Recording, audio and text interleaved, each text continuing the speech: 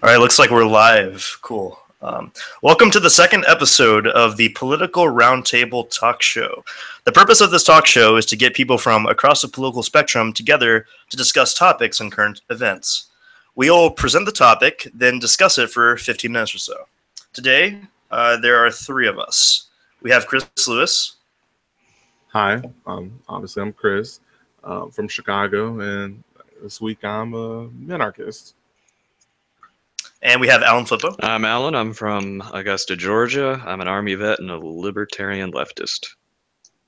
And I'm Amir Naji, coming to you from New York City, and I am a Georgist. Today, we're discussing activism and resistance. Let's start with the question. So, activism and resistance have always been important methods for political change. It seems, at least to me, that movements that exercise these methods have a larger focus in both national and international discussion today. Do you agree or disagree? I would say I agree. Information sharing is at its height, and it's only getting stronger and more accessible. So what's happening in downtown St. Louis is immediately available to someone in Who Cares, Missouri. And because of that, there's a greater opportunity to get your message out, and more people are talking about things, and so the media is picking up on that, trying to make their own money. So yeah, I think that today we do see a larger focus on these issues than we've ever seen before, just by virtue of the fact that more people know about them, more people can talk about these things as they're happening. That's true. That's true. Yeah, I think that's a very good point about. I guess you're saying that social media has a huge impact on what people are seeing, and I guess in the past, a lot of times that a lot of protests and actions of resistance could be framed in ways that were not necessarily honest and was very, I guess, suited toward a specific narrative that was particularly useful to the people presenting it. I think now that you have people that are, really showing what's happening on the ground, you get this very raw, honest view of what's actually happening, and I think that's very, very useful and very, very important, so that people can really make, trusted opinions about things that are happening without, I guess, getting the pollution of media bias and other things like that. Oh yeah, the live stream is definitely the best thing to happen to activist movements, because like you said, they can just present what's happening unedited, unadulterated, from their perspective, true, but it doesn't give anyone else the opportunity to mess with that at all. And so people can just watch it as it's happening and come up with their own opinions, more or less. Right. Yeah, I definitely agree with everything that Alan said. Because if you just back in the day in the 40s and 50s, which really wasn't that long ago, you had to rely on the you basically had to rely on men, on the hearts of men, to get information out as unbiased as possible. And then the farther you go back in history, I mean, it's the easier it's going to be to disrupt the message or the events. Like wasn't the Spanish American War basically like triggered because of some journalists in what was it, New York, and he kept writing these pieces about what's happening in Cuba and how like America should get involved, and then the people kind of like pressured the government to getting involved. Of course, there's probably some other reasons that America probably wanted to get Cuba as overseas holdings anyway, but just the sway that bias journalism had in the past is like it's having less and less power as the years goes on, and that's definitely a good thing in a way. Yeah, I actually just looked that up, and you're totally right. I guess actually, I'm looking at Wikipedia right now. It says Joseph Pulitzer and William Randolph Hearst used yellow journalism to call for war. That's funny. Like, I guess the Pulitzer Prize is probably named after Joseph Pulitzer. And I guess even back then in the 1800s, you have yellow journalism, which we now call fake news in some sense, which is actually, it's very that's very dangerous. If you think about it, how much this sort of this media bias can lead potentially to lives lost, especially just because of when the weapons are so much more powerful. Exactly.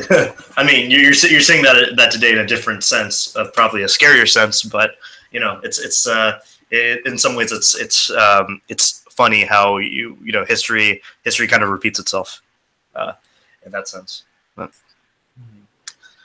all right. So, what do you guys consider to be effective or ineffective activism or resistance? Well, I guess in terms of the question, in my opinion, the protests we see today, a lot of them don't have a clear meaning.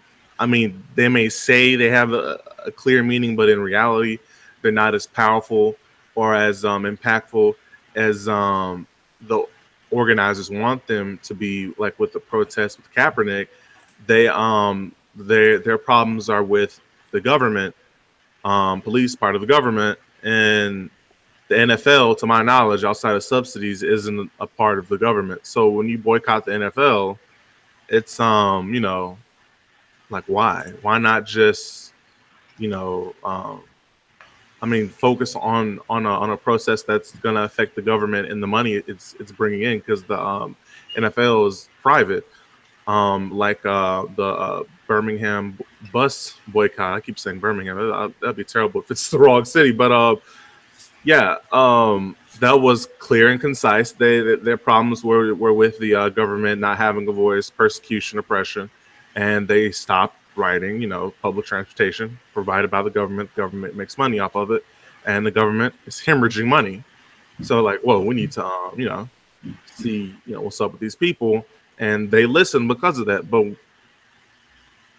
we don't have that type of that focus, at least not with the larger protests. There's no clear set goals. And when there are, the goals aren't really aligned with how the process is being carried out. But in terms of effective protests, things that will affect the government, like if you really, police brutality is just that bad, I will say police brutality is a huge problem, and you have agreements with the government, just like if you could just get really 5-10 million people, just get them to just really convince them to actually not pay their taxes for 1 year. Like America is they're gonna be like, okay, so like we're like at this point, like we're willing to give you like ice cream forever, like just anything you want, margarine, just anything, and that's effective to me. Ineffective is just poor planning, bad reasoning, and fractured leadership and purpose. But I mean, I guess. Okay, so I guess in that sense, hold on once. I guess in that sense, the question comes down to you're getting at the point that if I guess an effective protest will be one that the one in which an effective protest would be one in which the people that you're protesting have high stakes in the effects of the protest, right? but is there also value gained by increasing awareness to a cause, which I think is the idea behind the NFL one, the NFL protest, for example. I mean, these players they go out and they're doing this to raise awareness for the cause rather than actually, I guess. But it's they're trying to they're trying to raise awareness of the cause, even though that they're not really striking out at the what they're protesting, right? Mm-hmm. Even though that might not be as directly as effective, do you think that there's still some sort of value gained by doing that? I believe that there's value based on what you're protesting about. When it's police brutality and something that's been at the forefront of the American media for what 5-6 years now, that's kind of a moot point, you know. I mean, we've been knowing about police brutality like for a fucking century now. It's a problem that everybody knows exists. It's a problem. I mean, almost every state at this point has had at least one shooting in it. You know, I mean, probably not like Idaho, but like, you know, every state has had some type of altercation to where the police has unjustly assaulted or killed or harmed a person. And you know, it's news from the local to the national to, I mean, even I think like there was like talks in like the UN talking about police brutality against black people in America. It's like we have the fucking United Nations, the pseudo world government talking about police brutality. It's like this is I mean, it's crazy awareness. So I don't think that there's a point. That's like, you know, I don't know why Walmart commercials still exist. Like everybody knows what Walmart is. It's like, you know, it's no, I mean, I totally understand. I think, in general, I think the real controversy doesn't really lie in them, and in them, I guess, making the movement more, or I guess, increasing awareness for the movement. Maybe it's more that they are doing so in a show of solidarity, which, I mean, I agree with you that it's not going to be as effective as going out and actually doing something that would be a high stakes protest to a police department in a city. Mm-hmm. But I mean, I do think that there is some value gained there, even though in some sense I do agree that it might not be the direct end goal that the movement would be or should be effectively seeking. Uh-huh. So, I mean, I think that's what I would say to that. I think another problem too is it's getting a lot of people talking about cops are killing too many minority groups, which is true, and everybody's talking about that, and everybody keeps repeating that. But you hear very little solutions to that horrendous problem. You know, the obvious solution would be we'll get cops to stop shooting minority groups. Well, how? Do you send all the cops in for retraining? Do you change the standards for entrance into the police force? Do you disarm the police force? Do you abolish the police force? Everybody agrees that something needs to change. There's not a lot of very public discussion on what needs to change. And in any protest, if you don't have clear goals, clear and absolute goals, uncompromising goals, you're just going to make a lot of noise and not a lot of difference. And one of my favorite quotes from a political thinker is Daniel De Leon. He is talking to a bunch of laborers, and he's talking about effective protest, essentially. And he says, by holding a firm attitude, an attitude that criticizes with the firm hand, that calls things pointedly by their true names, that neither is angered into intemperate fault-finding nor weakened by undue considerations. The people that disagree with us, but might actually agree with us, they'll eventually come around if you push forward with those things. Yeah, I mean, I think in general, getting the idea out there does a lot to, I guess, further the movement, to, I guess, make it, I guess, more a part of the national consciousness in a sense. And I mean, I do think that's a fact. But that's a different kind of a protest than one that you're actually trying to directly solve the problem, or I guess push towards that solution more directly. So the NFL protest will have been effective, in my mind, if someone steps in and uses this momentum that's been created, it's right there, to do that, to directly attack these problems. I don't see that happening on a widespread level. Well, yeah, I mean, I think in general that the Black Lives Matter movement in general has, there's more public discussion about it. People are more aware that this is an issue.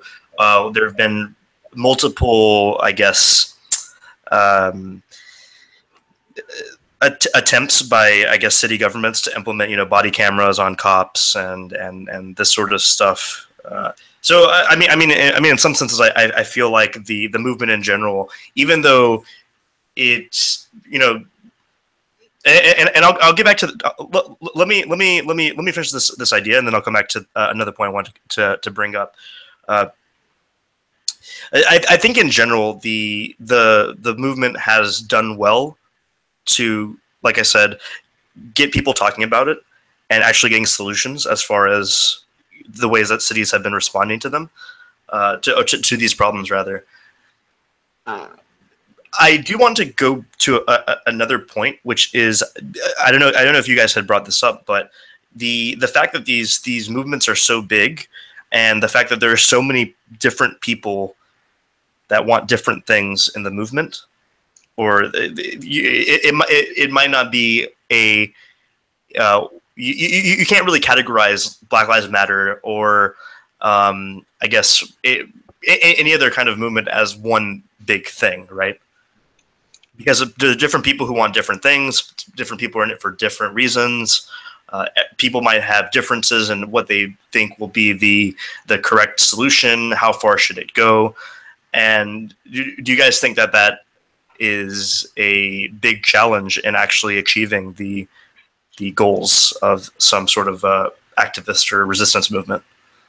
I feel like when it comes to Black Lives Matter is not popular within the Black community whatsoever. If we're just going to be honest here, it's kind of like a trendy thing that even a lot of college Blacks, because what a lot of people don't realize, the Black community at heart is very, very conservative, very, very conservative. But it's just there's really a stigma with Republicans and the right in general, with racism and oppression. Even though, I mean, you can tell my grandma all day that the party switch never happened, the party switch never happened, but to her, to what she's seen, to her eyes, she feels as if, when she became an adult, it was the Republicans eventually that really came in and did a lot of destructive things with the community, and it didn't like help that a lot of Klansmen did kind of align themselves with the modern Klansmen, align themselves with the Republican Party. But okay, so Black Lives Matter doesn't, because collectively, not collectively, but what many Black people want, who are part of Black Lives Matter and who and a lot of who are in it, they really just want the community to police itself. But when you have Black Lives Matter essentially co-ops the community's voice. because you're not going to listen to Jaquan over here. He's just chilling. He wants to voice the problem. It's like, are you going to go to Jaquan, or what's that guy's name? D. Ray Mackison, one of the like big forerunners of Black Lives Matter. It's like, D. Ray sadly, he has more clout than like Jaquan, but Jaquan, he's actually down on the ground dealing with these problems. But I feel like a lot of these activist groups, they co-op a lot of the messages to the community, and you could put a lot of this on the media for not thoroughly going into the community and actually asking these questions. It's gotten to the point where a lot of people think that Black Lives Matter is it's COINTELPRO, and that's what I think hurts change, are these giant monolithic groups, so I mean, I really can't speak that much on like any other group, because Black Lives Matter has been the one that I've dealt the closest with. But I can honestly say that with these giant groups, at least with Black Lives Matter, it's definitely, I believe it's been almost a little bit more destructive to the community than actually helps. All right, yeah. I mean, yeah, it's very interesting that, I mean, I guess like as a Black person in America, to hear that perspective of like from within the community is pretty interesting. So yeah, that was cool. So I guess one last question. I think we got 5 more minutes. I kind of want to talk about slacktivism as an issue. I think we sort of like touched on social media, and do you guys think that slacktivism has become a big problem because of social media? Slacktivism would refer to, I guess, social media giving people a platform to, I guess, be part of a activist movement, in quotes, without actually really having to do anything. They just kind of post about it for their own, I guess, to feel better about themselves. Do you guys have any comment on that? Because that seems to be a growing issue, in as far as I'm concerned. It's always been an issue. It's like the thoughts and prayers dilemma. You've always had people sending thoughts and prayers. It's just it's just that people that aren't necessarily religious or believe in any kind of deity have found a way to send their own thoughts and prayers by changing their profile picture to whatever is relevant to the time. And I guess like Coney 2012 sort of thing. Oh, God. And I understand it. Like, there's so much going on in the world, and because of social media and how interconnected we are with everything, you want to feel like you're doing something. And for a lot of people, there's not a lot you can do as a person by yourself. So people want to feel like they're doing something. People don't want to believe that they're just going to sit on the sidelines and ignore this is happening. So they will participate in something that really makes no material difference, but they get to say they did something, or at least they think they get to say they did something. I don't think it's becoming a massive problem, but I do see it. I do think we are seeing it grow. I don't know whether or not it'll be a really big problem to where it'll stunt movements widespread, but it is going to be very annoying, no matter how effective or ineffective it is. Yeah, I feel like slacktivism, it's I definitely agree with the with saying that if it's going to make any concrete change. Not really. I mean, it's slacktivism, but I feel like you're right. It's very annoying.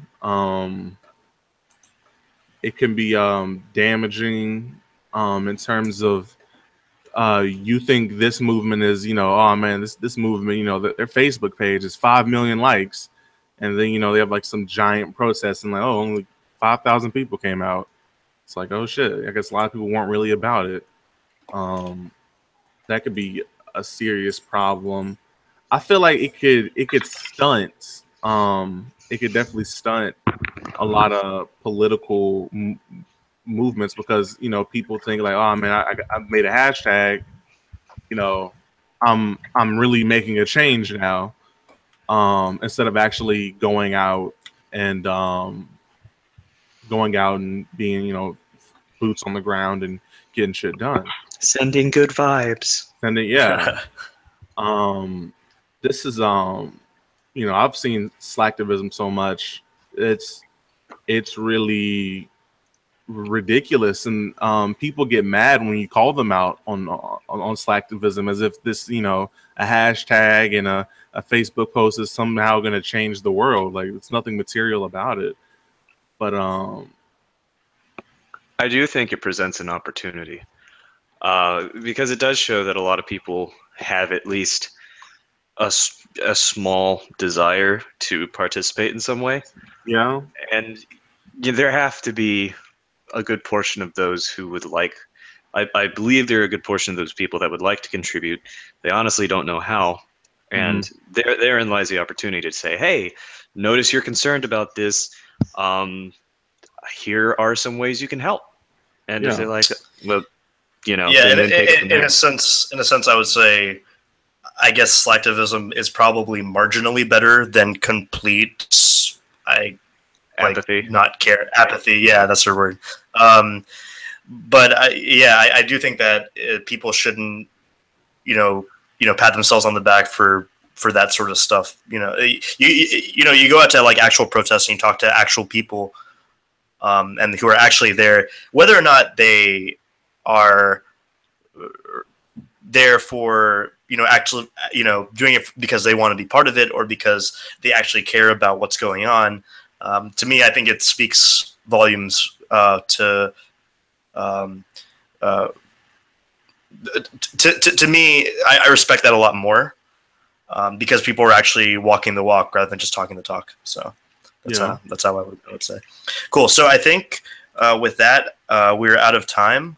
Thank you guys for joining me today, and I think we're good to go. Thank you.